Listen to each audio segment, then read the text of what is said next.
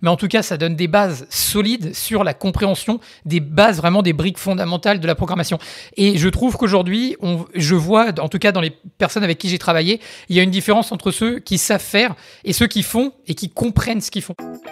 Avoir des moments de doute, c'est normal, et c'est même plutôt sain, ça veut dire que vous êtes sur le point de repousser des limites. Quand Pierre et moi sommes passés de développeur à manager, on s'est posé beaucoup de questions. Et c'est sur cette base que nous avons créé Tech Ronins, pour échanger sur nos problématiques quotidiennes et devenir de meilleurs leaders petit à petit. Toutes les 2 semaines, on vous propose du contenu sur le leadership technologique, sous forme de conversations, de débats ou d'interviews. Le contrat est simple, on vous emmène avec nous dans nos questionnements et on avance tous ensemble. D'ailleurs, si vous souhaitez aller plus loin avec nous, que ce soit sur une problématique de leadership, de management ou encore d'organisation, Pierre et moi proposons désormais de l'accompagnement personnalisé pour vous, vos équipes, vos leaders ou même pourquoi pas votre start-up. Si vous souhaitez emprunter nos cerveaux pour avancer plus vite, rendez-vous sur tech-ronins.fr pour convenir d'un premier échange. Je vous laisse maintenant avec votre épisode du jour. Bonne écoute! Aujourd'hui, nous sommes en l'excellente compagnie de Oumar Yani. Oumar a 26 ans, il nous appelle depuis Dakar. Après un bachelor en administration et un master en banque et ingénierie financière, il a monté un club d'investissement, il a commencé sa carrière dans la finance et il s'est rapidement lancé dans l'entrepreneuriat avec une forte volonté d'aider les gens à résoudre des problèmes. J'imagine que c'est le propre des ingénieurs. Et c'est là qu'il a rencontré la programmation. Il vise maintenant une carrière de développeur par passion. Évidemment, on est tous drivés par la passion. Il faudrait qu'on fasse un épisode sur ça. Et aussi pour proposer des outils dans la gestion financière personnelle et à sa communauté d'Afrique francophone. Donc voilà, pas coder juste pour coder, mais coder des vraies choses, des vrais produits pour des vrais êtres humains et résoudre des vrais problèmes. C'est beau. Comment ça va? Bienvenue Oumar. Oui. Très bien, on va dire. Déjà, merci pour ce bel accueil que vous m'avez fait, hein, toi, Julien et Pierre. Et voilà, let's go, comme on dit. Avec plaisir, toujours un plaisir de commencer. En plus, c'est juste une conversation qui commence sur LinkedIn comme ça, et puis ça vient, et puis en fait, on a des trucs à se dire, et puis ensuite, on en fait un épisode. J'aime beaucoup ces histoires-là. Donc, il y a quelques semaines, t'es venu nous parler sur LinkedIn avec la formulation que j'ai bien aimée, c'était en gros comment mettre toutes ses chances de son côté pour arriver dans le top 20% des développeurs. Et ça m'a fait tiquer un petit peu. Je fais un peu de recul. Alors attends. Je peux donner quelques conseils. Moi, je code plus depuis quelques années. Pierre a sûrement plein de conseils dans sa besace. Mais je me suis dit, déjà, est-ce que je suis bien placé, tu vois, ou est-ce qu'on est bien placé? Est-ce que nous, on est dans le top 20% des développeurs avec Pierre? Déjà, est-ce qu'on peut vraiment donner des bons conseils? Et puis au final, qu'est-ce que c'est le top 20%? 20% de quoi? 20%, tu vois, de compétences, de salaire, d'impact sur la société. Ça peut être plein de choses. Donc déjà, je voulais commencer par essayer de définir tout ça avec toi, Oumar. Comment est-ce que tu l'entends? Et puis Pierre aussi, peut-être tu pourras rebondir. Parfait. C'est une très belle question, je dirais, parce que effectivement, je dirais que lorsque je posais la question, c'était vraiment on va dire, dans la globalité. Parce que, en fait, au début, on va dire, quand tu viens à peine de démarrer, souvent, tu as vraiment l'impression, en fait, que c'est écrire du code, écrire des lignes de code, et des fois même des trucs bêtes comme mémoriser la syntaxe, connaître la syntaxe par cœur. Et plus tu avances, c'est-à-dire que personnellement, j'essaye toujours de faire les choses un peu différemment. J'essaye, quand je suis sur un niveau, de m'arrêter, de poser la question si je suis sur le bon chemin et tout. Donc, je me suis j'ai essayé de regarder un peu c'était quoi qui faisait la différence entre les gens qui étaient un peu plus en avant par rapport à là où j'étais. Et donc, c'est là que je me suis déjà rendu compte, en faisant quelques lectures, qu'en fait, en fait, les programmeurs, ce qu'on appelle développeurs, software engineers, tout ça, c'est pas, en fait, et même en écoutant certains de votre podcasts, c'est pas l'écriture de lignes de code, en fait, c'est qu'une partie, ça fait même pas la moitié. Si on essaye de mettre ça sur une échelle de pourcentage, ça fait même pas 50% de la valeur ajoutée d'un programmeur. Et c'est là que j'ai trouvé une belle définition qui m'a permis de mettre, on va dire, des mots, de mettre des mots, on va dire, sur déjà c'est quoi un développeur.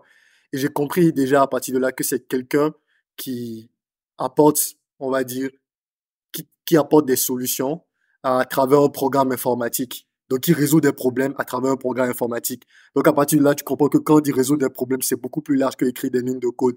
C'est comprendre le besoin des gens de manière plus profonde, pouvoir y répondre dans le temps, la gestion. Et il y a tout un tas de trucs autour qui m'ont fait me poser la question de, OK, quand je suis en train d'apprendre, c'est écrire des programmes, mais il y a d'autres trucs comme des soft skills, il y a d'autres trucs à acquérir autour. Et je me demandais, en fait, c'est quoi ces trucs, en fait? C'est quoi ces trucs? C'est quoi maximiser? Comment arriver le plus rapidement possible? Bon, on va dire, faire le moins d'erreurs. Je vais pas dire que on va pas dire que c'est un chemin où c'est facile, en fait. Mais en tout cas, faire le moins d'erreurs et optimiser le chemin pour pouvoir rentrer, on va dire, dans les 20% de meilleurs développeurs. Donc, je dirais que les 20%, c'est vraiment, je dirais que c'est surtout. La question, c'est dans la globalité. Tous les points que vous avez abordés. Compétences, soft skills, résolution de problèmes, etc. Ouais, je pense que tu as une bonne définition. Alors moi, je dirais pas que c'est alors juste je dirais pas que c'est la définition d'un développeur, mais d'un ingénieur. Je crois que j'ai déjà donné cette anecdote-là, mais on avait Papy Denis, qui était un de nos professeurs, qui était tellement âgé qu'il avait plus le droit d'enseigner, donc il enseignait littéralement en bénévolat, tellement il adorait partager ce que lui avait appris en étant développeur des premières heures. Il nous avait posé la question fatidique: qu'est-ce qu'un ingénieur? Donc il y avait plein de réponses. Ah, c'est un chef, non. C'est un très bon technicien, non. Et en fait, la seule réponse qu'il a acceptée, c'est quelqu'un qui résout des problèmes. Et il nous a dit, le jour où il y aura plus de problèmes dans le monde, on n'aura plus besoin d'ingénieurs. Et il dit, pourquoi est-ce que les ingénieurs, c'est quelque chose qui existe depuis à peine un siècle?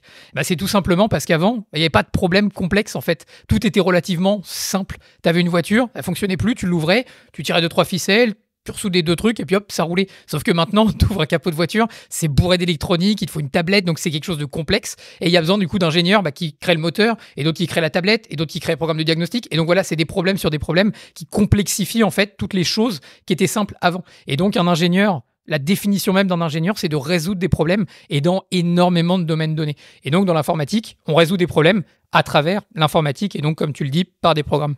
Donc je suis complètement d'accord avec toi, c'est vraiment la capacité à résoudre des problèmes. Et je pense que tu as cité les bonnes choses sur ce qui fait un ingénieur.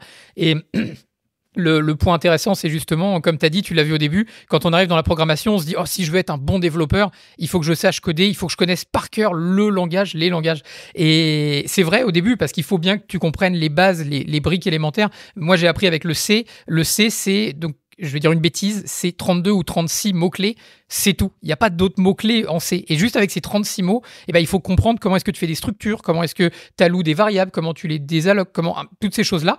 Mais en fait, pourquoi tu le fais au début avec un langage aussi bas niveau que le C? Eh ben, c'est simplement en fait pour comprendre comment ça fonctionne à bas niveau.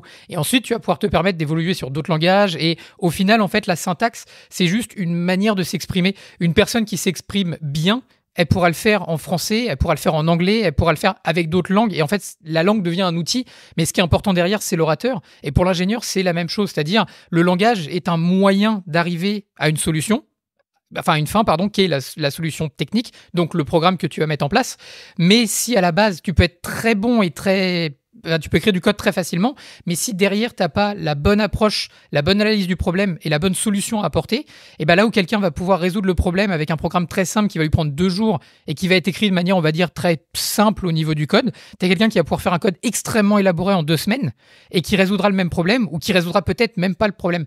Et c'est ça, je pense, la balance à obtenir entre les deux et ce qui fait vraiment, je pense, une première définition ce que je considère un bon ingénieur, c'est quelqu'un qui apporte la bonne solution. Pas forcément la meilleure, mais en tout cas celle qui fonctionne dans l'ensemble on va dire, des limites qui ont été données. Ça peut être une limite de temps, ça peut être une limite de coût, ça peut être quelles que soient les contraintes, mais c'est celui qui apporte la bonne solution dans les contraintes qui lui ont été données. Et ça, c'est vraiment, je pense, ce qui fait le bon ingénieur. Ouais, moi je parle souvent de la mission, et plus ça va, et plus je me dis, en fait, c'est même pas tant résoudre le problème, tu vois, c'est définir le problème, c'est même pas le problème technique, finalement, c'est comment créer de la valeur. Quelle est la mission? Est-ce que la mission, c'est d'apporter telle possibilité, tel outil à l'utilisateur dans le but que l'utilisateur puisse faire tel truc de façon à ce qu'il puisse avoir tel gain et tel résultat final? C'est ça la mission, in fine. Et du coup, ensuite, une fois que tu as cette mission-là, un truc qui est bien cadré avec des contraintes, etc., tu découpes ça et tu regardes, ok, quels sont les problèmes techniques qu'il va falloir résoudre pour créer cette valeur-là. Et ce que je peux donner ensuite plus tard, tu peux dire comment est-ce que je peux livrer cette valeur-là en plusieurs étapes. Comment est-ce que je peux tester que effectivement je crée bien cette valeur-là. Est-ce que ça, parce que finalement résoudre le problème, on en parlait en off juste avant, parfois passer 6 mois à créer une cathédrale, quand finalement tu te rends compte que ton utilisateur il avait juste besoin d'une tente pour dormir et que de toute façon il va pas l'utiliser longtemps, t'as perdu 6 mois quoi. Donc je vais dire la même chose que Pierre a dit différemment quoi. Juste faut réussir à prendre du recul sur ce qu'on fait. T'essaies de résoudre le bon problème. Parce que juste résoudre des problèmes. Ok. Donc, je comprends. Ce que je retiens de votre belles explications, c'est que il y a déjà la notion de ne pas chercher la perfection, mais de plutôt chercher, on va dire, le juste milieu, le juste équilibre, on va dire, entre écrire des lignes de code, résoudre un problème de manière globale, répondre aux besoins des utilisateurs, de ceux qui vont utiliser le programme.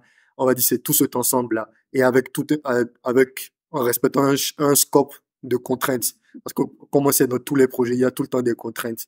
Ne serait-ce que des contraintes budgétaires, mais aussi de temps. Donc, moi, la question que je me pose, je vais vraiment essayer de me mettre dans la peau on va dire, de quelqu'un qui vient de démarrer, qui n'a peut-être même pas écrit sa première ligne de code, qui peut-être réfléchit même à se lancer dans la programmation, ou bien qui se demande est-ce que c'est un chemin qui pourrait l'intéresser. Quand il vient, il écoute votre définition, il se dit là tout de suite, ok, déjà la définition, c'est quelqu'un qui résout des problèmes. Mais problème, c'est quoi? Quel problème? Est-ce que vous pouvez imager ça? Est-ce que vous pouvez donner, je sais pas, chacun de vous un exemple ou un exemple vraiment palpable de problème, de type de problème un ingénieur du top 20% doit être capable de résoudre et peut-être, je dirais, la chaîne, en fait, comment il doit le prendre, en fait, du démarrage jusqu'à la livraison de la solution au problème. C'est une question assez challengeante. Ouais, c'est une bonne question, j'aime bien. Déjà, un truc enfin, je pense qu'il va différencier ce qu'un ingénieur du top 20% pourra faire de ce que les autres ne pourront pas faire, c'est-à-dire il va y avoir ceux qui vont être très bons à refaire ou à répéter ce qui a déjà été fait. Par exemple, si on parle de créer un site, ça peut être très large. Mais si on parle de faire un site vitrine ou si on parle de faire un site marchand, la réalité, c'est qu'un ingénieur du top 20% pourra le faire, mais en réalité, n'importe quel développeur pourra le faire parce qu'il n'y a rien de nouveau, ça a déjà été fait. Et je pense que là où on rentre dans le 20%, ça va être d'aller livrer quelque chose, donc de résoudre un problème qui n'a pas été résolu ou qui n'a pas été résolu de cette manière-là. Donc, c'est-à-dire d'apporter, par exemple, si je pense au niveau du front-end, ça peut être, par exemple, de proposer une nouvelle expérience utilisateur qui n'a pas été pensée avant ou qui, techniquement, n'était pas possible. Ça pourrait être, voilà, ce que justement, le top 20% pourrait le faire. Donc ça, c'est plus du côté innovation et réussir à amener une solution qui n'a pas été apportée avant. L'autre point de vue aussi, c'est simplement de dire, il y a une personne qui peut exécuter et réaliser quelque chose qui a peut-être déjà été fait, mais ou qui est proche de ce qui a déjà été fait, mais dans un temps record. Pour moi, les deux fonctionnent pour faire partie, c'est-à-dire il va y avoir ceux qui vont réussir à donc il y a ceux qui vont être un peu les exécuteurs, c'est-à-dire qui vont réussir à exécuter très rapidement, c'est-à-dire qui vont très rapidement comprendre le problème, très rapidement pouvoir mettre en place une solution et la déployer jusque dans les mains des utilisateurs et rapidement évoluer par-dessus. Et il y a ceux qui vont être capables d'aller chercher des solutions, soit techniques ou créatives, qui n'ont pas été trouvées avant et qui vont être capables de les mettre en place. Donc c'est un peu les deux axes que je vois pour donner vraiment voilà, un truc concret. Donc soit dans la vitesse d'exécution ou alors dans la capacité de réflexion et d'innovation qui va pouvoir être amenée. Ouais, il y a un peu la notion d'impact, je trouve, on en parlait, je crois, au dernier épisode. Le plus senior tu vas être, le plus large va être ton impact, et on parle vraiment d'une zone, d'une aire qui grandit au carré. Donc plus tu vas avancer et plus tu vas devenir senior. Finalement, si on utilise ça comme échelle pour dire le top 20%, quelqu'un qui est très senior, il va pouvoir déjà voir un problème potentiellement avant qu'il arrive. C'est-à-dire je sais pas, le PM arrive et dit ouais, il faudrait qu'on fasse ça. lui, il va dire, ah, ok, eh ben, plutôt que le PM, peut-être, il va dire, ok, il nous faut, on réutilise le même système, on rajoute une page, je sais pas quoi, et le développeur va dire, ah, ben, tu sais quoi, tel service qu'on utilise, ils ont sorti tel service qui pourrait répondre beaucoup mieux aux besoins. Donc, plutôt que de réutiliser ce qu'on fait et de continuer à essayer de tordre un peu le système qu'on a, peut-être on peut utiliser cet outil-là. J'ai déjà commencé à regarder la documentation. J'ai l'impression que c'est pas trop compliqué. Ça devrait rentrer comme ci, comme ça. Et voilà, déjà, là, il a un peu think outside the box, tu vois. Il a vu le problème, mais il a commencé à le résoudre déjà d'une façon différente, qui va pouvoir être qui va être future-proof, quoi, qui va fonctionner dans le futur, qui va permettre d'ouvrir aussi, de créer plus d'opportunités peut-être pour le produit, pour avancer plus vite, pour résoudre de nouveaux problèmes, qui va ouvrir de nouvelles portes. Non seulement pour l'engineering, pour aller plus vite, plus rapidement, mieux, je sais pas, qui va optimiser le process d'engineering, mais qui va aussi potentiellement offrir de nouvelles solutions que le produit aurait pas forcément vu. Et ensuite, il y a toute l'idée de mettre tout ça, d'orchestrer tout ça. Ça va être de commencer à pré-mâcher le truc, de proposer des designs, de discuter proactivement avec les autres développeurs qui sont peut-être moins seniors pour leur dire, voilà, j'ai un peu ça comme idée. Là-dessus, je suis pas trop sûr, mais Intel, toi, tu connais bien ce truc-là, donc est-ce que tu peux commencer à regarder un petit peu? Et c'est, tu vois, orchestrer tout ça de façon à ce que tout finisse par bien cliquer ensemble et puis bien rapporter à son engineering manager s'il y a des problèmes ou sur l'avancement, rapporter au PM et lui expliquer sans jargon technique quel est le delta entre cette approche-là et une approche qui serait peut-être plus... Il y a toujours une façon obvious, évidente de mal résoudre un problème, quoi. Donc il faut pouvoir aussi faire de l'évangélisation, de la pédagogie en disant si on fait ça, ouais, peut-être ça va nous prendre 3 semaines de plus, mais voilà aussi les trade-offs et voilà ce qu'il y a à gagner, et donner assez d'informations aux gens pour pouvoir prendre des décisions aussi, savoir quand prendre les décisions, quand ne pas prendre les décisions, quand déléguer, quand pas déléguer. Donc et puis il y a aussi toute la partie mentorat. Donc, voilà, moi quand j'imagine le top 20%, je m'attends à quelqu'un qui a un très très haut degré d'autonomie et de proactivité en fait, et qui va pouvoir emmener à avoir un large impact sur le système, et qui va englober fatalement une large proportion de personnes. Donc ça veut dire savoir communiquer avec différents types de personnes, avec différents rôles, différents jargons, etc. Moi je mettrais tout ça. C'est plus le manager qui parle. Ok. Ouais, du coup, ça donne je dirais que ça donne deux perspectives. Et si je devais résumer vraiment tout ce que vous venez de partager, c'est que, d'une part, il y a l'innovation. D'un second point, il y a la vitesse d'exécution. Et le troisième point, c'est vraiment la capacité à être un chef d'orchestre. Je dirais que moi, on va dire, c'est les trois points que j'ai retenus. Donc, que je dirais que pour nos auditeurs, c'est vraiment ces trois points-là sur lesquels ils doivent fournir plus d'efforts. Du coup, ça fait une belle transition vers la prochaine question que j'avais pour vous. Ok, on essaie de définir c'est quoi un ingénieur, software ingénieur, un développeur. On essaie de donner un peu quelques pistes de points à creuser pour pouvoir faire partie du top 20%. Maintenant, la question que je me pose, c'est, je vais peut-être vous proposer un petit jeu où on va imaginer un sac à dos, le sac à dos du développeur qui veut faire partie du top 20%. Et puis, on va essayer de mettre tout un tas de trucs sur une échelle de 100%. Et on va donner des pourcentages, des pondérations d'importance à chaque élément qu'il doit avoir, dans son sac à dos. Et qu'il doit toujours garder avec lui précieusement, en prendre soin, nurturer, si vous voulez, tout ça, en fait. Alors, ça va être compliqué parce que c'est beaucoup de choses. Après, c'est surtout donner une pondération dessus, mais moi, celui qui me viendrait tout de suite, déjà, c'est, je pense, un background technique. C'est dur d'être un bon ingénieur si techniquement, déjà, il n'y a pas des bases solides.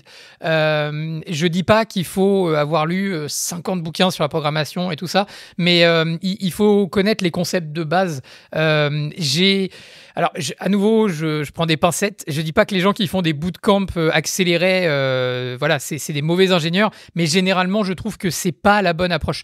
On essaye d'évoluer justement, de faire plus du hands-on, que les gens, voilà, touchent plus tôt au code que ce que c'était le cas avant. Julien et moi, on va dire, d'une formation très classique d'ingénieur en software, c'est-à-dire qu'on a commencé avec du C, on a commencé avec, voilà, des langages vraiment bas niveau et tout ça. Et on pourrait se demander, oui, mais pourquoi faire? Tu vas pas lancer une application avec du C et tout. C'est sûr. Mais en tout cas, ça donne des bases solides sur la compréhension des bases, vraiment des briques fondamentales de la programmation. Et je trouve qu'aujourd'hui, je vois, en tout cas dans les personnes avec qui j'ai travaillé, il y a une différence entre ceux qui savent faire et ceux qui font et qui comprennent ce qu'ils font. Et le problème, c'est que les personnes qui ont juste appris à faire sans vraiment se demander, mais comment vraiment en grattant ça fonctionne, on le sent au bout d'un moment qu'il y a, on va dire, un plafond de verre qu'ils ne pourront pas dépasser tant qu'ils ne feront pas l'effort. Je ne dis pas que c'est... Tout le monde peut commencer et mettre un pied à l'étrier avec une formation rapide, il n'y a pas de souci, mais j'inciterais vraiment tout le monde à creuser techniquement ce qui se passe en dessous. Je dis pas d'aller jusqu'aux architectures de Von Neumann et toutes ces choses-là, mais par exemple, comprendre le principe de base d'un automate. La base d'un automate, je trouve c'est important pour comprendre derrière, par exemple, un truc tout bête, mais il y a des gens qui vont savoir utiliser React et on va dire les librairies de state management, mais quand on va leur parler d'automate, ils vont dire je sais pas ce que c'est. C'est en fait la base sur laquelle a été fondée les librairies de state management. Donc le fait de pas avoir déjà cette profondeur technique, je pense que ça peut être un frein. Et pour moi, c'est déjà quelque chose que je mettrais dans le sac à dos, c'est à minima un bagage technique qu'on peut bien sûr apprendre après. Parce que c'est aussi ça, je vais tout de suite aller sur un deuxième truc, c'est pour moi la motivation ou cette petite étincelle qu'il faut avoir. C'est-à-dire, il faut avoir envie il faut être motivé en fait pour être dans le développement. Ceux qui viennent par défaut ne feront pas de bon ingénieur. Celui qui vient et qui va souffrir, je vais dire, à écrire ses lignes de code, c'est déjà mal parti pour réussir vraiment à faire partie des meilleurs. Il faut avoir cette envie de creuser un problème, de se dire ok, comment est-ce que là dans mon code je fais pour que ça fonctionne et tout ça. Et donc forcément, on y arrive d'autant mieux si on a le bagage technique derrière. Donc pour moi déjà, les deux choses que je mettrais dans mon sac à dos, c'est le bagage technique, au sens comprendre en profondeur comment fonctionne la programmation, indépendamment du langage, juste de base, comment un programme est exécuté, comment bien le construire avec, on va dire, des principes de base de programmation. Et le deuxième, c'est d'avoir cette motivation, cette petite étincelle qui nous pousse à nous demander mais ça, comment ça marche? Étincelle / curiosité, je mettrais. Voilà, c'est ça. Qui nous pose la question de mais ça, comment ça fonctionne? Si je gratte un peu en dessous, ok, qu'est-ce qui fait exactement cette fonction-là? Commencer à regarder un peu dans les librairies en elles-mêmes comment ça fonctionne. Je pense que c'est déjà deux choses que je mettrais dans le sac à dos. Et je réfléchis à combien je mettrais en pondérage après qu'on ait donné les éléments, mais le bagage technique, je mettrais déjà un bon 20% dessus. Okay. Ouais, c'est primordial et effectivement, il est jamais trop tard. Je travaille avec des développeurs qui ont eu des carrières justement complètement différentes avant et qui commencent la programmation, qui commencent une nouvelle carrière à 35-40 ans. Ils commencent avec un bootcamp où ils commencent juste à apprendre tout seuls. Ils arrivent à choper leur premier job et après ils commencent à se dire ok, comment est-ce que je continue à avancer? Et là, c'est là qu'ils commencent à aller sur des structures de données, sur je sais pas, même si t'es développeur, si t'as toujours été développeur front-end parce que c'est comme ça que t'es rentré dans le business, peut-être commencer à avoir un petit side project sur le côté où tu fais tourner un back-end au moins pour comprendre comment ça se passe et puis ensuite commencer à optimiser et puis ensuite une fois que tu commences à te créer ton propre bac à sable, tu commences à dire attends, des WebSockets ça a l'air cool, j'en ai pas encore utilisé, comment, et puis après tu commences à comprendre quel est l'impact sur ton front-end, quel est l'impact sur le back-end aussi, et après ça va t'aider à communiquer, à travailler mieux aussi avec les autres équipes, avec tes homologues. Donc c'est hyper intéressant d'être curieux. Un truc qui m'avait beaucoup aidé à l'époque où je faisais du back-end, c'était de réécrire les librairies, en fait, tout simplement. Moi je faisais du Scala, on utilise AK beaucoup. Au bout d'un moment, je me suis dit, attends, comment ça marche, ce truc-là, les systèmes d'acteurs, etc. Et en fait, je me suis juste dit, vas-y, je reprends, pas obligé de refaire la même API exactement parfaite, mais au moins essayer de comprendre comment est-ce que quel est le lien entre les systèmes d'acteurs et les streams réactifs et les choses comme ça. Et en fait, quand tu commences à mettre les doigts dedans, eh ben, ça commence aussi à prendre beaucoup plus de sens. Et après, quand tu utilises la bibliothèque, tu te dis, ah ouais, d'accord, là, tu comprends comment ça se passe, tu comprends ce qui se joue en dessous. Et d'un coup, les briques s'imbriquent beaucoup plus facilement. Moi, j'avais pensé, encore une fois, c'est plutôt le manager qui parle, mais l'aspect collaboratif, l'aspect travail d'équipe, l'aspect communication, je sais pas vraiment comment, je pense la skill, où ça pourrait être la collaboration en général, plus que la communication, même si la communication c'est hyper important, mais on a tendance à idéaliser le fait que voilà, j'apprends à coder, j'ai mon problème, maintenant je peux foncer. Même un développeur top 20, top 1%, il résout pas tous les problèmes tout seul. Donc surtout si on veut avoir un gros impact, au bout d'un moment il faut travailler en équipe, et le travail d'équipe c'est un truc vraiment, pour moi c'est le frein numéro 1 en fait que je vois. Alors c'est peut-être pas statistiquement le frein numéro 1, mais j'ai vu et j'ai connu beaucoup de développeurs qui sont brillants mais qui n'arrivent pas à collaborer, qui n'arrivent pas à travailler en équipe. Ils sont experts dans un truc super précis et c'est très bien, et s'ils sont heureux comme ça, ma foi, c'est parfait. Et du coup ils sont dans le top 20% de leur niche. C'est pour ça que je sais pas exactement de quel 20% on parle, mais dans ce dont on parlait avec Pierre, au bout d'un moment, il faut quand même réussir à collaborer avec les gens, et ça veut dire du soft skills, ça veut dire savoir s'adapter à son interlocuteur, et un peu les choses que je racontais tout à l'heure. Donc la communication et la livraison, la prise de parole, c'est des choses qui au bout d'un moment font une différence, quoi. Il y a ceux qui le maîtrisent et ceux qui le maîtrisent pas, ou ceux qui en ont conscience et ceux qui n'en ont pas conscience. Un autre que je rajouterais, donc ça fait suite du coup. Alors il y a le bagage technique qui est comprendre les fondamentaux qui, au final, enfin quand je dis ça, je vais bien préciser, mais c'est donc ce qui ne change pas, c'est-à-dire voilà comment une variable est assignée, des choses toutes bêtes comme ça. Et un autre que je rajouterais, c'est la veille technique, de toujours se garder au fait à tous les niveaux, c'est-à-dire dans les paradigmes qui évoluent. Donc par exemple, un truc tout bête, c'est-à-dire que moi je l'ai vu quand j'étais à l'école, on était sur du paradigme orienté impératif, plutôt objet au niveau des entreprises, avec Java qui était évidemment le plus gros, et on a évolué sur d'autres paradigmes qui font que de changer. On voit par exemple maintenant plus que jamais l'arrivée de l'IA qui change pas mal nos jobs et qui va surtout les changer encore beaucoup plus dans les années à venir.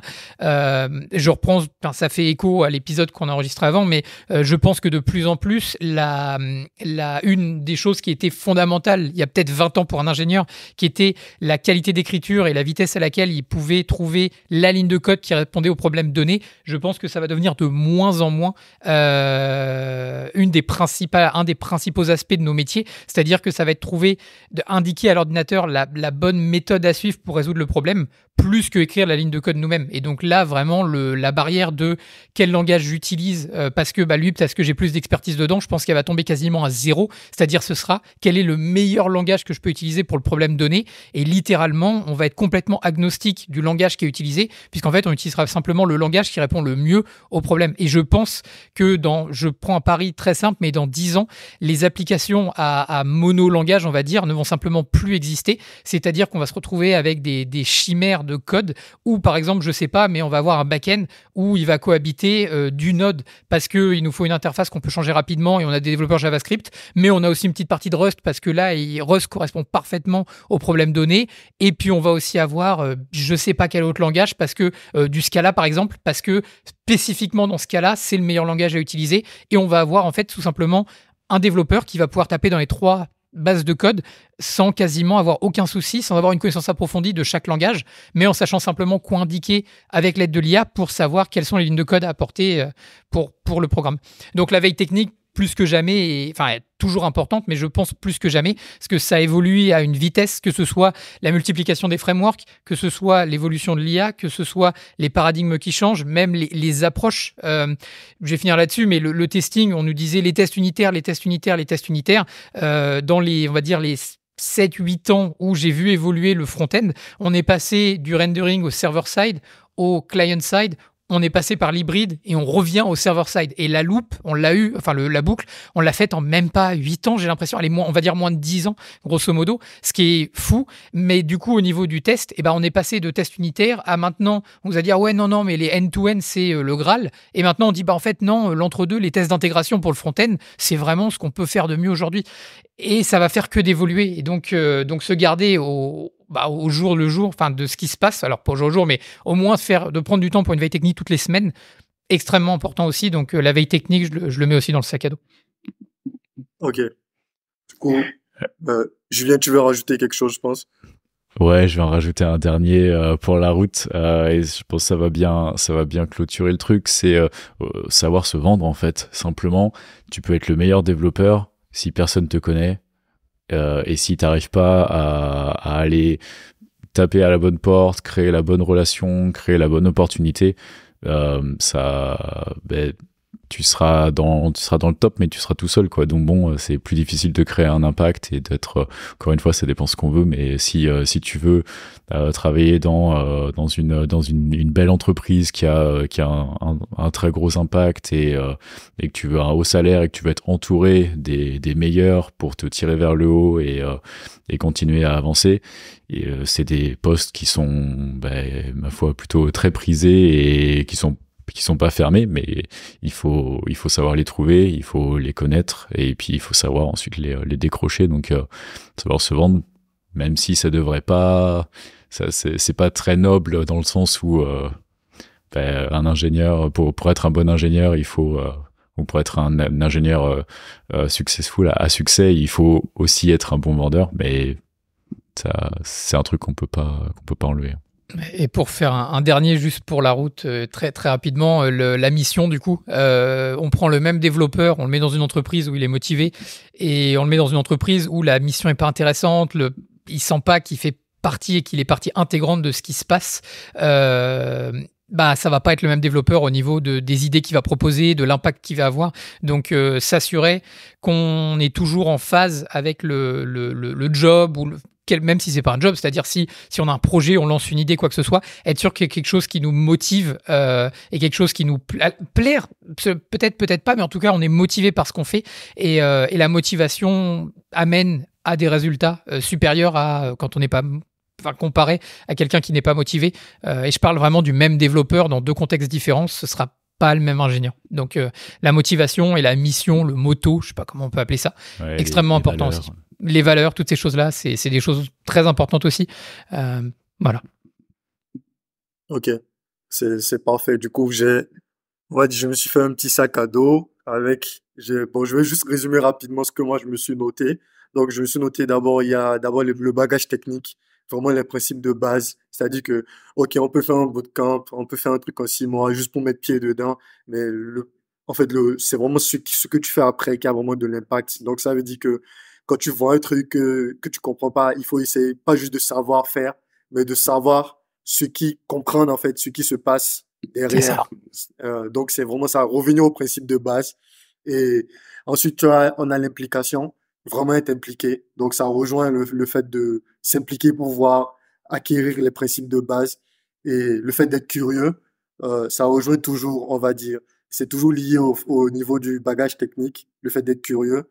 Et on va dire une approche un peu plus soft skills où on a déjà la collaboration, le fait de pouvoir travailler en équipe, tout simplement, travailler avec d'autres personnes et pouvoir faire avancer les choses. On a la communication, pouvoir, on va dire, c'est un métier assez technique où tout le monde n'est pas forcément familier avec le jargon. Donc, l'idée, c'est de pouvoir transmettre, communiquer avec toutes les parties au projet. Et après, on a la veille technique. Ça rejoint toujours le bagage technique. Pouvoir suivre les tendances, les évolutions et être à jour. Et toujours dans le thème des soft skills, savoir se vendre et bien choisir son environnement. Ne pas bosser pour un projet pour lequel on ne se sent pas, on va dire, un minimum personnellement impliqué. Donc, je dirais que c'est un peu ce que moi j'ai noté de tout ça. Et du coup, la question que j'ai envie de me poser sur ces 5, on va dire, le sac à dos des programmes que vous avez fournis, c'est, vous avez parlé de veille technique par exemple. On va prendre un technique, on va prendre un soft skills. Bon, pour le technique, on va parler de la veille technique. Euh, comment, quel conseil vous donnerez pour la veille technique? Par exemple, moi, je me rappelle à l'époque, quand j'avais commencé, il y avait une plateforme qui s'appelait, je pense, je sais pas, c'est Feedly, c'est un petit truc avec un logo vert, où tu mettais des mots-clés, je me souviens plus trop du nom, et quand tu mettais les mots-clés, chaque fois, tu avais des articles, tout un tas d'articles sur la programmation, sur les mots-clés que tu avais mis. Du coup, déjà, vous, c'est quoi, quelle est l'approche que vous conseillerez aux gens pour ça? Pierre, t'es un peu plus dans la technique que moi, mais ouais, à l'époque, j'utilisais Feedly beaucoup, mais surtout pour aller chercher des flux RSS et des blogs bien particuliers, et Hacker News tous les jours. Hacker News, ouais, c'est vraiment pour, on va dire, ce qui comment pop un petit peu du reste, c'est vraiment les dernières news. Non, en général, ce qui est plutôt bien, c'est, alors ce que je recommande, c'est peut-être pas la manière que font le plus les gens, mais c'est de suivre en fait on va dire des leaders ou des personnes d'importance dans leur domaine. Donc par exemple, de suivre par exemple des CTO de boîtes qui sont très techniques, ou alors de produits dont on a entendu parler. J'aime beaucoup traîner sur Product Hunt, parce que souvent alors les produits ils sont intéressants, mais c'est surtout en fait les personnes qui sont derrière les produits. Et en fait, on se rend compte souvent que les produits les plus innovants, les gens souvent ne sont pas à leur coup d'essai, c'est-à-dire qu'on retrouve les mêmes têtes derrière plusieurs produits, et pour le coup à chaque fois c'est un peu des coups d'éclat en se disant ah ouais, ça c'est personne n'y avait pensé, ah mais il a aussi fait ça, personne a ça aussi. Et donc du coup je suis plus souvent les personnes, je suis aussi les fils d'actualité, donc il y a plein de sites pour ça, mais un truc peut-être les gens ne pensent pas forcément, c'est suivre des personnes d'intérêt, on va dire, général, dans les domaines qui les intéressent. Donc ça, c'est, je pense, une bonne manière de faire, puisque en fait, ces personnes-là elles-mêmes vont non seulement partager ce que eux ont fait, mais vont aussi partager ce que eux ont récupéré de leur réseau. Et c'est ça aussi qui est intéressant, c'est que des fois, on a accès à des news ou à des informations qu'on n'aurait pas sur les feeds d'actualité classiques, et que ces gens vont partager, que ce soit du retweet, donc il y a Twitter. Il y a pas mal de sites où on peut suivre des gens. Twitter, principalement, c'est là où on a le plus d'infos. Donc, ouais, suivre des personnes, on va dire, d'intérêt dans ces domaines-là, que ce soit parce qu'on sait que c'est des grands pontes de leur domaine. Par exemple, John Dodds, c'est un des grands pontes du front-end, et particulièrement de React et des tests en général dans le front-end. Là, très clairement quelqu'un à suivre dans le front-end, et il y en a beaucoup d'autres, mais c'en est un exemple par exemple, et il passe pas, sans déconner, 24 heures sans qu'il poste quelque chose d'intéressant à se mettre sous la dent, donc je recommande. Ok, donc chers amis, Feedly, Twitter, suivez les bonnes personnes. Okay. C'est ça. Et donc la question sera probablement pour Julien, qui est c'est plutôt côté, on va dire, soft skills. Moi, je vais peut-être essayer de faire le pont en deux soft skills que vous avez cités dans le sac à dos. Donc, le premier, déjà, c'est la collaboration. Vraiment, et la collaboration. Et ensuite, savoir se vendre, je dirais. Là, c'est un peu plus compliqué. Et c'est des trucs sur lesquels je travaille. Je travaille toujours beaucoup, en particulier sur savoir se vendre. Je pense que je peux donner... je fais pas vraiment de la veille technique dessus, mais en ce moment, par exemple, je travaille beaucoup mon personal branding pour Tech Run-ins, mais aussi en perso. Tout ça est un peu lié finalement. Donc je suis quelques newsletters que je peux peut-être trouver. Après, je suis un peu noob dans le domaine, donc je suis Lara Acosta par exemple. Je suis beaucoup de newsletters en ce moment. C'est un peu la fête des newsletters. De toute façon, c'est le truc trendy. J'utilise d'ailleurs Omnivore, qui est un service gratuit de gestion de newsletter. Il te crée des emails, et comme ça tu balances cet email là et ça te fait un peu comme un flux RSS, sauf que c'est par email. Je sais pas pourquoi, encore une fois là on a fait tout le tour de la boucle.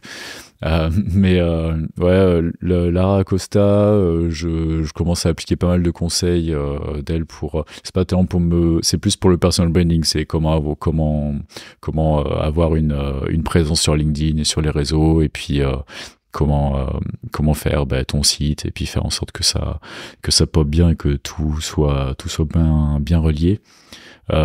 Sinon, pour se vendre, moi, ce que j'ai fait, je crois qu'on a fait un épisode dessus, j'ai fait du coaching. Je me suis fait coacher par une coach de prise de parole en public. C'était pas l'année dernière, l'année d'avant déjà. Et c'était hyper intéressant, ça m'a beaucoup aidé. Et c'est pas tant, on n'a pas trop travaillé sur comment se vendre, mais on a travaillé sur comment construire ce que je galère à faire là maintenant, tu vois. Comment construire un discours à mesure que tu parles, comment construire le truc, travailler, trouver ton climax, comment gérer ta livraison. Et ça, quand tu fais de la prise de parole en public, notamment quand tu dois faire une présentation, quand tu dois animer ou juste parler au stand-up le matin, c'est hyper important que ce soit très clair ce que tu dis. Et puis ensuite, plus tu as l'habitude de faire ça, plus tu as l'habitude de parler en public, moins tu vas stresser pendant un entretien, par exemple, et tu as un entretien d'embauche. Entre eux, c'est déjà assez compliqué comme ça, donc si en plus tu es stressé et que tu as du mal à articuler tes idées et à amener la personne où tu veux l'emmener, ça te rajoute déjà beaucoup de barrières, quoi. Donc, je sais pas si j'ai vraiment de la veille technique, mais je me nourris de plein de newsletters en ce moment. Je peux vous en donner d'autres. J'ai Sahil Blooms qui fait Curiosity Chronicles, qui est hyper intéressant, vraiment. Sa newsletter, je la bois comme du petit lait à chaque fois. C'est genre, j'en prends un, et puis après, ça me fait réfléchir pendant 2 heures. Et parfois c'est sur de la prise de parole, parfois c'est sur se vendre, parfois c'est sur du produit, parfois c'est des trucs hyper perso, vraiment sur les valeurs, quelles sont mes valeurs ou qu'est-ce que je recherche. Et en fait, une fois que t'es bien en clair aussi avec toi-même, ton état d'esprit, tes valeurs, où est-ce que tu veux aller, tes objectifs, c'est beaucoup plus facile de te vendre au final, parce que tu sais où tu vas, quoi. La personne en face, elle se dit pas, d'accord, ce gars-là, il veut juste un job qui est bien payé, ou il veut juste rentrer dans ma boîte pour avoir le nom sur le CV. T'arrives avec un projet, quoi. Déjà, tu t'arrives en disant, moi, je veux bosser dans ça, je suis passionné de ça, et vous avez justement besoin de quelqu'un comme ça. Donc, moi, je fais pas ça pour vous, je fais ça pour moi déjà. Et on va pouvoir s'entendre, tu vois. Donc voilà pour pouvoir se vendre. Et l'autre aspect, c'était, j'ai oublié, la collaboration. Ça, ma façon de faire, il y a plusieurs choses encore, mais je trouve, il faut le faire en fait. Simplement, il faut travailler en équipe, pas avoir peur de travailler en équipe. On parlait de pair programming en off tout à l'heure. C'est quand même un bon exercice, je trouve. Et puis juste travailler en équipe, et se mettre dans différentes positions, prendre des initiatives. Quand tu commences à prendre des initiatives au sein d'une équipe, où du coup tu vas être la personne de référence sur un produit, sur un projet, c'est toi qu'on va amener, c'est toi qui va parler pendant le stand-up, c'est toi qui va donner l'avancement, pas seulement de ton bout de code, mais du projet, potentiellement de l'équipe qui va donner la parole. Au début, tu vas super stresser, et c'est normal, mais plus tu le fais, et plus tu es à l'aise avec ça, et plus tu vas ensuite pouvoir le faire à plus grande échelle. Donc commencer le plus tôt possible, c'est un peu comme les intérêts composés, quoi. Ça te permet d'aller plus loin, plus rapidement, quoi. Donc je sais pas s'il y a vraiment de la doc là-dessus. Si, j'ai peut-être des bouquins.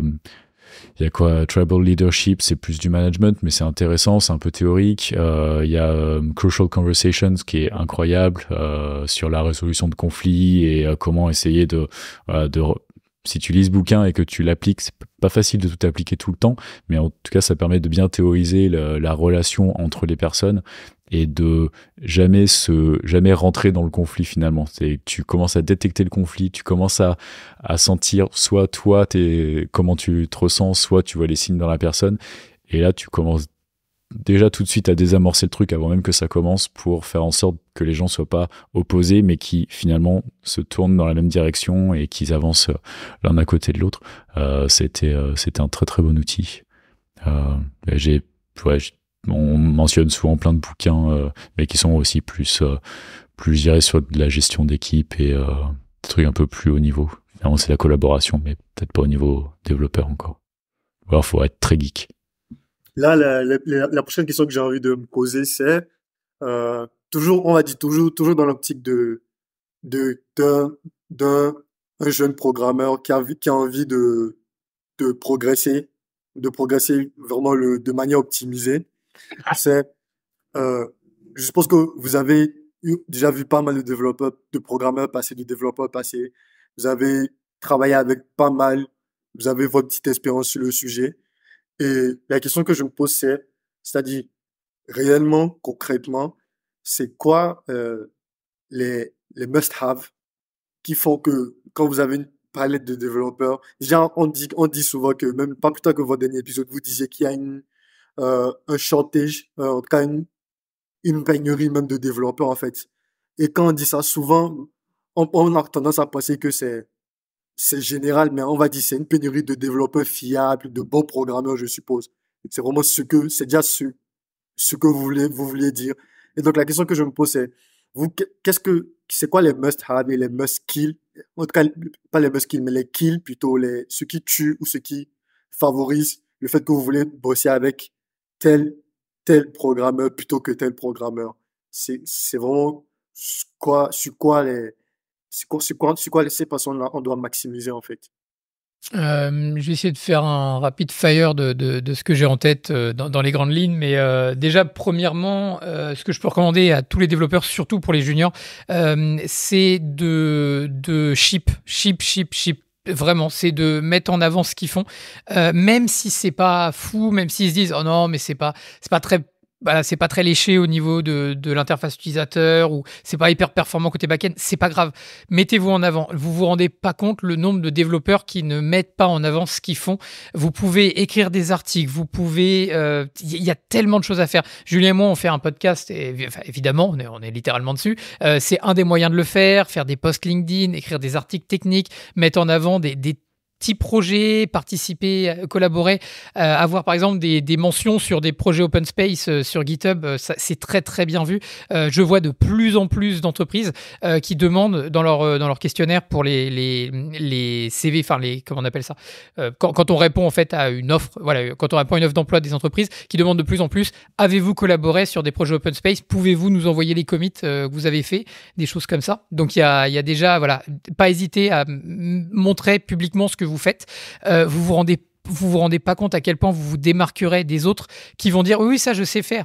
Et à chaque fois, les gens, en fait, c'est bête, hein, mais un recruteur, quelqu'un qui vous emploie, va vouloir des marques en fait de preuve ou des marques, on va dire, de confiance que vous pouvez le faire. Alors évidemment, comme a dit Julien, il y a le fait de bien savoir s'exprimer, de bien amener les idées, de pouvoir parler d'expériences passées. Mais si je prends le cas principal, le cas que tu donnes d'un développeur junior, je sous-entends quelqu'un qui n'a pas beaucoup d'expérience professionnelle passée sur lequel il peut s'appuyer en disant bah, j'ai été là, j'ai fait ci, j'ai fait ça. Donc du coup, dans ces cas-là, qu'est-ce que vous pouvez faire ? Des projets, montrer ce que vous savez faire, même si à nouveau c'est pas grandiose ou c'est pas, vous dites oh c'est pas fou, c'est pas grave, mettez-le en avant parce que vous ferez déjà partie des 10%, on ne parle même plus des 20%, vous ferez partie des 10%, même peut-être encore moins, des développeurs qui publiquement montrent ce qu'ils font et qui ont des preuves de ce qu'ils disent. Et ça, rien que ça, c'est déjà énorme au niveau, ça va vous démarquer. Donc mettre en avant des choses qu'on a fait. Dans les kills, ne pas être un team player. Julien le disait, mais pourquoi est-ce que la communication et savoir travailler en équipe, c'est si important ? C'est parce qu'on en a vraiment besoin. Dans les équipes de développement, il y a une phrase connue, une citation de Lord Baden-Powell, qui est le fondateur du scoutisme. Tout seul, on va plus vite, mais ensemble, on va plus loin. Et la réalité, c'est que les entreprises veulent aller plus loin. Des fois, on veut aller plus vite, mais bon, ça ira pas très loin. Donc, si on a des personnes qui viennent et qui ont une mentalité de oui, moi je vais le faire, moi je sais le faire, les autres je m'en fous un peu, ils font dans leur coin, moi c'est pas grave, je sais faire. Déjà, ça c'est mal vu par les entreprises parce que si on vous embauche, c'est pour être dans une équipe, c'est pas pour vous mettre tout seul dans un coin à voir personne. Donc voilà, déjà un must-have et j'ai large, mais en gros plus important. Montrez ce que vous savez faire et n'ayez pas peur de le montrer et de vraiment publier, de donner du contenu en ligne pour que les gens aient des gages de confiance et ne soyez pas un développeur, un lone wolf, un loup solitaire. Montrez vraiment que vous avez envie de travailler avec les autres. Et pour ceux qui se disent non, c'est pas moi, je vous assure, faites-le et vous verrez que vous apprendrez des autres et vous apprendrez aux autres et les deux sont extrêmement gratifiants. Mm-hmm. Ouais, j'abonde dans ton sens, le missionnaire versus mercenaire. C'est ça. C'est assez important. C'est très important. Moi, quand je fais passer les entretiens d'embauche, je me demande toujours est-ce que la personne va ajouter de la valeur à mon équipe. Juste, est-ce que c'est un plus ou est-ce que c'est un moins. Et ça peut être. Alors, techniquement, etc. Et aussi, peut-être, je pense que c'est très contextuel aussi, et que parfois, tu vas pas être pris pour un job, mais faut pas le prendre personnellement, c'est juste que le besoin de l'équipe aujourd'hui et la dynamique de l'équipe était peut-être pas totalement en analogie avec ce que tu proposes, mais c'est pas grave en fait, parce que les équipes, elles ont un contexte toujours, et ben parfois tu as deux personnes, c'est difficile de les juger, peut-être elles sont si c'était possible de leur donner une note absolue, elles sont à la même note, mais parce qu'elles ont un contexte différent, une approche différente, je sais pas quoi, ce petit je ne sais quoi. Donc c'est important de se rendre compte de ça, je pense aussi, que on n'est pas des bons développeurs dans l'absolu, on est des bons développeurs dans un contexte. Et ensuite, ouais, qu'est-ce que j'ai noté?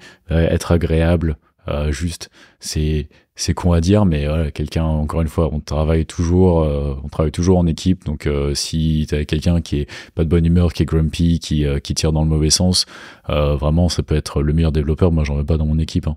C'est très facile de faire le tri comme ça, beaucoup plus facile que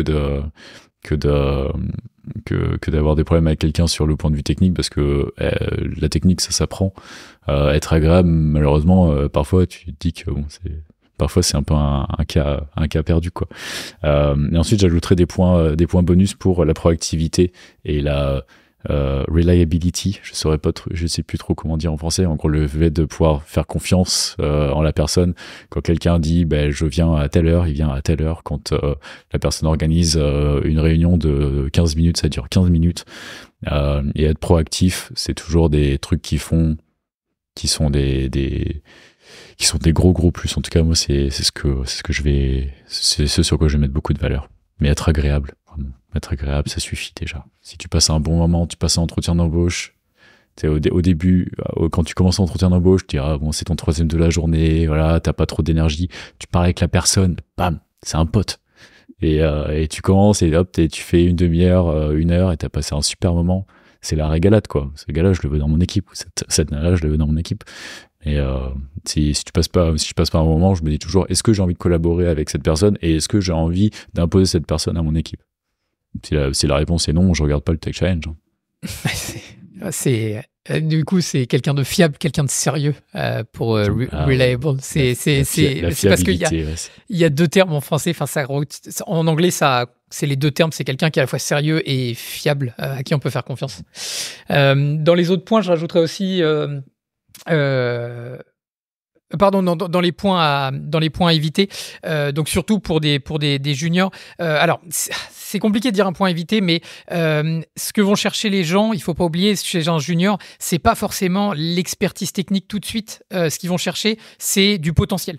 C'est-à-dire que Julien et moi, on a eu, et Julien encore aujourd'hui, mais on a fait énormément de recrutement et on a recruté des juniors, et on ne cherche absolument pas la même chose chez des juniors qu'on cherche chez des seniors. Chez les juniors, on va chercher justement, ce que je disais plus tôt, cette petite étincelle, cette curiosité, cette motivation, et surtout, on parie en fait sur un potentiel. C'est-à-dire, on se dit, cette personne-là, dans mon organisation, avec notre manière de faire, on va en faire un développeur hors pair. Et c'est quelque chose qu'il ne faut pas oublier. On n'attend pas, ou alors si vous faites des entretiens et voilà, on vous demande une expertise technique en junior, bon, c'est que l'entreprise n'est pas au fait de... Voilà, c'est pas un junior qui recherche. Ils ont un salaire de junior et ils cherchent un senior. Ça, c'est un truc différent. Mais si réellement vous postulez un poste de junior et que l'entreprise cherche réellement un junior, ce qu'ils vont chercher, c'est pas quelqu'un qui est déjà expert, parce que sinon ils vont dire... Voilà, ils cherchent quelqu'un qui est prêt à venir, qui en veut, en fait. C'est vraiment l'aspect de la motivation, c'est-à-dire montrer que vous êtes motivé, montrer que vous avez des choses que vous connaissez pas. N'hésitez pas à dire « je ne sais pas », mais expliquez-moi. Déjà, rien que ça, quelqu'un qui dit « je sais pas » et quelqu'un qui dit « je sais pas, mais qu'est-ce que vous entendez » ou « expliquez-moi ce que c'est, je connais peut-être, mais pas sous ce terme-là ». Déjà, rien que ça, on a affaire à deux personnes différentes, et je peux vous dire que la deuxième personne sera beaucoup, beaucoup mieux vue, aura beaucoup plus de chances de réussir que la première personne qui dit juste « je sais pas, limite, je m'en fous en fait ». Alors que la deuxième va déjà sentir que elle sait pas, mais elle a l'envie de savoir. Et ça, déjà, c'est un gros point positif pour montrer à votre interlocuteur que voilà, là vous savez pas, mais vous avez vraiment l'envie d'apprendre. Et ça, c'est l'envie d'apprendre. C'est vraiment quelque chose qui va voilà, vous donner à nouveau, on parle de points bonus pour vraiment réussir à avoir ce job qui vous fait envie ou rentrer dans cette entreprise que voilà, vous avez vraiment envie de bosser pour eux. Donc c'est ça. Ne pas un autre point aussi, l'ego. Reconnaître ses erreurs, dire ah oui, je me suis trompé, et du coup tout de suite rebondir. Comment est-ce que vous auriez fait, ou est-ce que vous avez une technique pour ne pas refaire cette erreur? Voilà, tout de suite être dans l'aspect positif et pas le prendre en disant ah mince, non, c'est de ma faute, voilà, se lamenter, tout ça sert à rien. Tout le monde va faire des erreurs. On dit souvent, la question c'est pas si tu vas faire une erreur, mais quand tu vas faire une erreur. Et à ce moment-là, on rebolote sur l'esprit d'équipe, c'est que si tu as une bonne relation avec tes équipiers, avec tes collègues, et bah du coup ils vont venir t'aider, alors que si depuis le début tu as été vraiment pas sympa avec eux, dans ces cas-là ils vont te regarder et vont dire bon courage. donc voilà, ça va aussi loin donc égoless, donc pas avoir trop d'ego si possible, et être très ouvert à la critique, très ouvert à se tromper même. Enfin c'est pas chercher à se tromper, mais c'est quand on se trompe, être capable de rebondir et avec la bonne approche. Ok, excellent, c'est parfait. Du coup, j'ai vraiment noté pas mal de trucs. Et du coup, la question sur laquelle j'ai envie de rebondir, vu tout ce que vous avez dit sur ces éléments-là, le premier point, c'était comment, en fait, c'est déjà dans une équipe. Déjà, c'est quoi la pertinence, on va dire aujourd'hui en 2024, d'avoir des juniors, des seniors, d'avoir tout ça dans une équipe, en fait. Est-ce qu'on va pas vers une ère où il y aura plus que des seniors, ou en fait c'est la question que je me pose en fait. Déjà, c'est quoi la pertinence d'avoir des juniors et des seniors dans une équipe de dev? Est-ce qu'il faudrait pas juste, des fois certaines boîtes elles n'ont pas juste besoin que de seniors et tout. Alors justement, on en parlait déjà dans l'épisode précédent. Il y a des boîtes, effectivement, quand c'est vraiment touchy et c'est de la technologie. Enfin voilà, si on est vraiment sur un problème extrêmement complexe, il y a simplement en fait pas de possibilité d'avoir des juniors. Si on est sur voilà de la blockchain, sur des protocoles extrêmement poussés qui sont en train de littéralement créer des protocoles dessus, voilà, un junior ça va être très compliqué de le faire rentrer. Maintenant, la réalité de pourquoi est-ce que les juniors vont toujours avoir des postes dans les entreprises, c'est parce qu'un junior, c'est un peu comme je disais un diamant à l'état brut, mais la réalité c'est aussi qu'un junior coûte moins cher qu'un senior, et on peut arriver en fait avec le bon environnement à amener un junior en peut-être 1 an à être tout aussi bon que déjà un mid développeur, mais sans avoir à le payer, puisque on va dire l'échange de bons procédés, c'est dire on prend un salaire qui est moindre, mais par contre en fait c'est un peu toujours le principe, c'est un junior il va rentrer avec un salaire moindre, mais l'idée c'est qu'on va l'amener à un niveau de compétence bien au-delà que quelqu'un qui a peut-être déjà 5 ans sur le marché, qu'on connaît pas, qu'on n'a pas formé, et donc c'est un peu la réalité de base, c'est que les juniors économiquement c'est intéressant dans les bonnes conditions. Déjà, ça, c'est le premier point qu'on peut pas nier. Il y a aussi un point, c'est que d'amener des juniors, ça permet en fait de rafraîchir les équipes. C'est-à-dire, si on n'a que des seniors, on va arriver potentiellement à un niveau où ça va être compliqué. À nouveau, ça fait vraiment écho à l'épisode qu'on a fait avant sur les seniors, mais si on arrive avec une équipe où il y a 10 seniors dans l'équipe, on risque très souvent d'avoir des problèmes au niveau, par exemple, de la prise de décision. Il va y avoir peut-être, voilà, il y a un peu trop c'est ce qu'on disait, too many cooks in the kitchen. Il y a trop de chefs pour faire la cuisine. Et ce qu'il faut, en fait, c'est un petit peu des chefs d'orchestre. Et on va pas dire des exécutants au point de l'usine où c'est des petites des gens qui tournent les rouages. Il faut que ces gens-là soient compétents, mais généralement on essaie dans les équipes de mixer les niveaux de seniorité pour avoir une personne qui va être référente et qui aura des responsabilités et au jour le jour des choses à faire qui sont spécifiques, c'est-à-dire de vraiment superviser, s'assurer que le code est bon, que l'architecture est solide, parler avec les autres équipes et pouvoir avoir les bonnes discussions techniques. Et on va attendre des juniors qui vont être plutôt là pour faire du code, mais faire du bon code, s'assurer avec le senior que leur code tient la route, s'assurer que les pull requests qu'ils vont proposer sont intéressantes et monter en compétences. Donc, les juniors, limite, ça va toujours être là, puisque dans les équipes, c'est toujours plus intéressant d'avoir un mix de seniorité que d'avoir des personnes de la même seniorité. Si on n'a que des juniors, on va manquer d'expertise technique, et si on n'a que des seniors, on va manquer peut-être d'une approche rafraîchissante ou d'une nouvelle manière de faire. Donc c'est pour ça qu'il y aura toujours, en tout cas dans les bonnes entreprises, ce mix-là se fera toujours. Ok.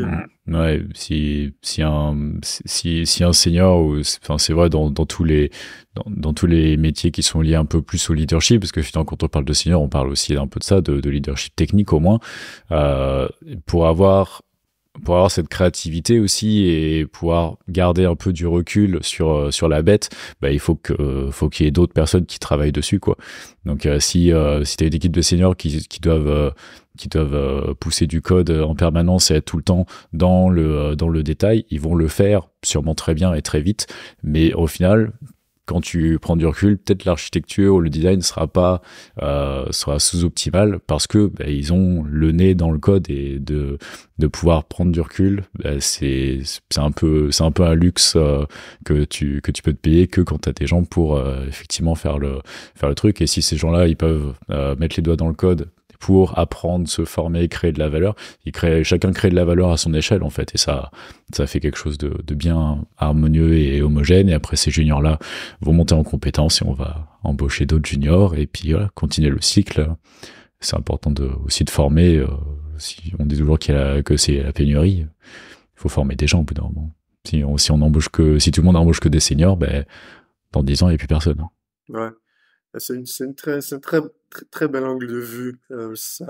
Ça me permet de travailler aussi mon modèle mental. Je suppose le modèle mental de pas mal de gens qui vont nous écouter. Du coup, je vais peut-être prendre mon cas. Je sais pas pourquoi, mais depuis le début, j'ai trouvé, quand je vois, par exemple, prenons le cas d'un profil LinkedIn, un développeur qui met junior sur son profil LinkedIn. Je sais pas pourquoi, j'ai l'impression qu'en mettant le mot junior, ça lui fait perdre, on va dire, je sais pas, peut-être je me trompe, mais j'ai l'impression que ça lui fait perdre des points, le fait de l'afficher de manière aussi publique. Et moi, je me disais, dans mon approche, peut-être que j'aimerais bien avoir votre avis, peut-être que vous me corrigez si j'ai tort. C'est que, comme vous avez dit, quand on embauche un junior, par exemple, on embauche son potentiel. C'est sur le potentiel qu'on embauche. Et déjà, économiquement parlant, c'est avantageux pour la boîte. Et le potentiel aussi, le fait de polir l'ingénieur, de le connaître déjà sur le temps de polissage. Et quand il devient senior, ok, là, on sait que il pourra même recruter les nouveaux juniors de la boîte, former tout ça. Euh, je me dis plutôt que l'approche, c'est de ne pas se vendre comme un junior, de se vendre plutôt comme quelqu'un qui a les bases, qui a du potentiel. Et moi, je me dis que ça a plus d'impact et ça te rend même plus attrayant de te voir comme quelqu'un qui a du potentiel, déjà qui connaît, qui est conscient de ses limites, mais qui ne les crie pas sur tous les toits, mais aussi qui présente beaucoup plus son potentiel, en fait, qui mise sur son potentiel, qui se vend, comme vous avez dit, ça va se vendre sur son potentiel, plutôt que d'écrire sur son LinkedIn, je suis junior, ou bien open to work, ou bien je sais pas. Qu'est-ce que vous pensez par rapport à ça?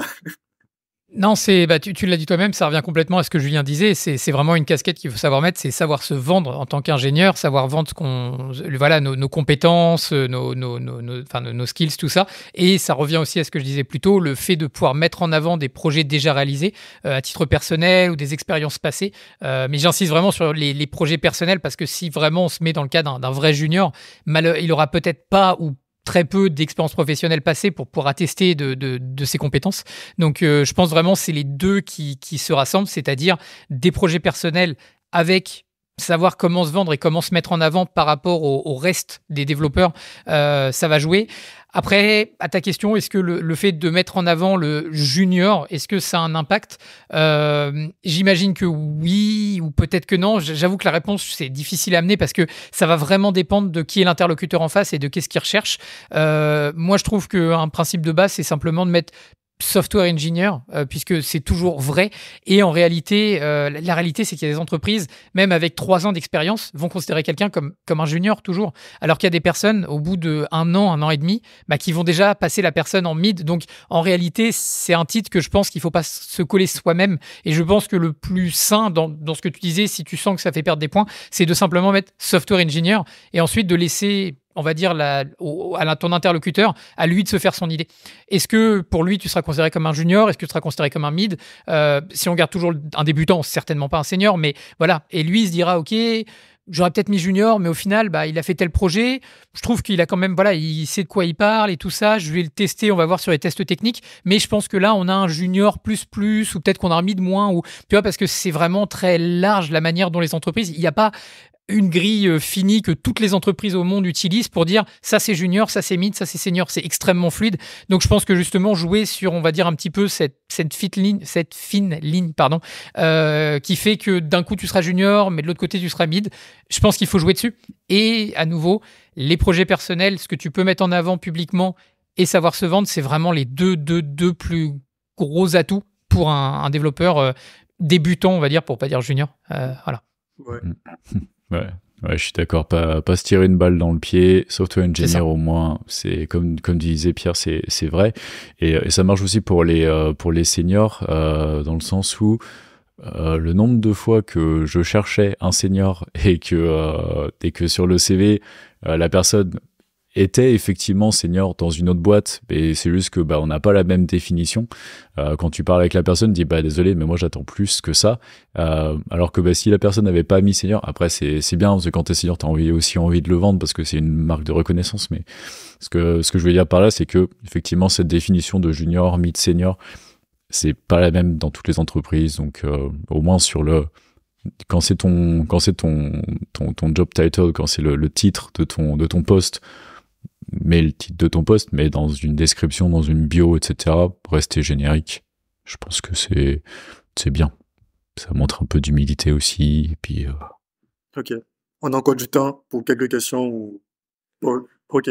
Les deux questions, c'est pertinence des tests techniques, des entretiens techniques. Et la deuxième question, c'est portfolio en 2024. C'est toujours important ou c'est quoi le niveau d'importance pour vous? Je peux répondre très rapidement aux deux. La deuxième, le portfolio, je vais commencer par là. Oui. Alors, le portfolio avec, voilà, c'est mon super site vitrine, machin, non. Mais le portfolio, voilà les projets que j'ai faits, voilà les projets sur lesquels j'ai travaillé. Ça, un grand, grand, grand oui. Ça c'est une énorme plus-value pour les personnes qui vont vous recruter ou qui vont chercher à vous recruter. Oui, pertinence des tests techniques. Alors là, à nouveau, ça va être pour moi le grand écart. C'est-à-dire qu'il y a des tests techniques qui vont être très bien faits, complètement, vraiment très très pertinent sur le poste que tu vas vouloir avoir. Par exemple, c'est un test technique de front-end sur un framework particulier et tu vas avoir un exercice qui va être en plein dedans, c'est très bien. Et je pense que c'est pertinent puisque voilà, tu montres un résultat de ce que tu as pu faire. À nouveau, avoir un portfolio avec des expériences passées, c'est déjà prouvé qu'on sait le faire avant même qu'on demande le test technique. Rebolote, un point bonus. Maintenant, malheureusement, il y a certaines boîtes qui délèguent complètement. Donc, c'est-à-dire les équipes techniques ne sont même pas dans le recrutement. C'est-à-dire qu'ils vont passer par on a trouvé un outil qui nous donne soi-disant des taux de concordance qu'on a 90% sûr que c'est un génie de l'informatique. Et là, tu vas être pour un poste de back-end, de front-end. Et en fait, tous les tests, ça va juste être du coding challenge avec des exercices d'algo de bas niveau qui au final ne vont même pas prouver que tu as des compétences. C'est comme disait Julien, est-ce que tu vas être compétent pour le poste donné dans la mission donnée? Ils savent pas, mais en tout cas ils savent que tu sais trier une liste d'un tableau à 3 niveaux. Voilà. Donc pour le coup, les tests techniques, c'est vraiment, vraiment dépendant des entreprises et on va dire du temps qu'ils ont passé à les peaufiner ou pas. Et très souvent, je trouve, alors à moins que ce soit vraiment un test, on va dire, pour filtrer au début, mais les entreprises qui vous donnent des tests aux petits oignons qui ont été faits main, c'est très souvent bon signe qu'ils ont à cœur de faire un bon recrutement. Les entreprises où vous passez par des systèmes automatisés, c'est généralement, alors je dis pas que c'est un red flag, mais dans ces cas-là, ça veut dire qu'ils sont plus sur la quantité que la qualité et que généralement les équipes techniques ne sont même pas tenues au courant des recrutements. Donc voilà, de mon point de vue. Ouais, je suis d'accord. Méfiance. Mais en même temps, encore une fois, tu en parles des top 20%, tu as tous les GAFAM, ils ont des tests de recrutement qui sont infâmes. Mais voilà, si tu veux passer, c'est dommage en tant que développeur de soi-même se mettre des barrières pour entrer là-dedans. Donc si moi à l'époque quand j'étais en période de justement je cherchais un boulot, c'est les moments où je repotassais tous les tech challenges, que je repotassais tous les algorithmes, un petit peu de tri, etc. Pouvoir coder une liste chaînée en Scala les yeux fermés, que même quand tu arrives et que tu dois coder un truc, tu sais jamais si on te demande de coder en live pendant un entretien. C'est pareil, moi c'est pas une pratique que j'ai pour mes entretiens, mais si tu te retrouves à devoir faire ça, que ce soit pas une barrière, qu'il faut que tu sois préparé et que tu puisses envoyer quoi.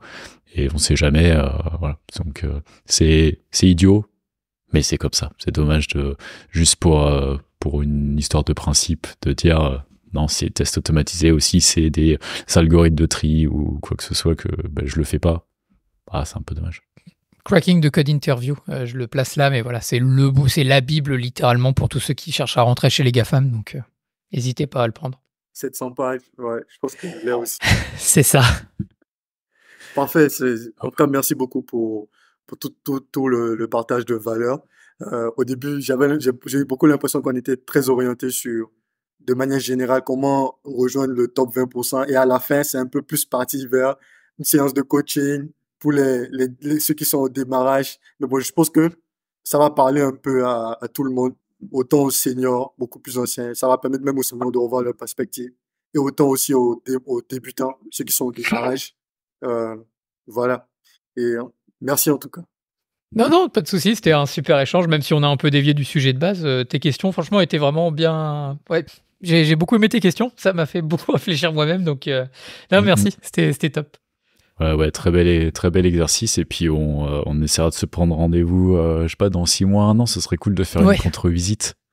J'ai pensé à ça, j'ai vraiment pensé à ça parce que je me suis dit que, ouais, vu le nombre de questions qu'on voulait aborder, ce serait pas mal de refaire un autre épisode. Toujours. Avec plaisir. Avec plaisir. Eh bien, en attendant, le rendez-vous est pris. Et en attendant, du coup, on va conclure cet épisode. On espère que, comme nous, ça vous aura bien fait réfléchir. Oumar, du coup, on parlait de personal branding. Où est-ce qu'on peut te retrouver sur Internet? Alors, je dirais que le principal réseau social sur lequel je suis assez présent, c'est LinkedIn. Et donc, vous pouvez taper Oumar, O-U-M-A-R, Yanni, Y-A-2-N-I. Et juste à côté LinkedIn, vous allez trouver mon profil. Donc, je suis ouvert à notamment tout ce qui est discussion autour de la tech, du software engineer, de la programmation, et aussi par rapport à la finance personnelle, investissement, tout ça. Donc, on va dire c'est mes 2 sujets de prédilection. Excellent, on mettra évidemment le lien dans les notes de l'émission. Pierre, où est-ce qu'on te retrouve? Ce sera du coup sur mon site perso, donc pierre.ferret-ferrand.fr. N'hésitez pas à vous connecter avec moi sur LinkedIn, m'envoyer des questions, ce sera avec plaisir. Vous pourrez vous retrouver comme Oumar à discuter avec nous, donc ce sera avec très grand plaisir. Toi, Julien? Eh bien moi, comme d'habitude, sur julien.deret.fr, le site qui a fait un bon coup de peinture là, donc j'en suis assez content. Et du coup là-dessus, vous trouverez tous les liens vers évidemment mon LinkedIn aussi. N'hésitez pas à venir discuter avec nous. Et puis pour Tech Ronins, vous pouvez nous voir sur tech-ronins.fr. Le site a fait peau neuve aussi. On a mis déjà beaucoup plus de contenu, et puis il y a tous les épisodes, etc. Donc il y a tout un tas de trucs. Donc voilà, le consulting commence. Donc venez nous parler si vous voulez maximiser votre impact et celui de vos équipes, voir comment est-ce qu'on peut travailler ensemble. Sur ce, bonne soirée à tous les deux. Oumar, au plaisir, et puis Pierre, à très vite. Merci beaucoup, Oumar. Salut, Julien.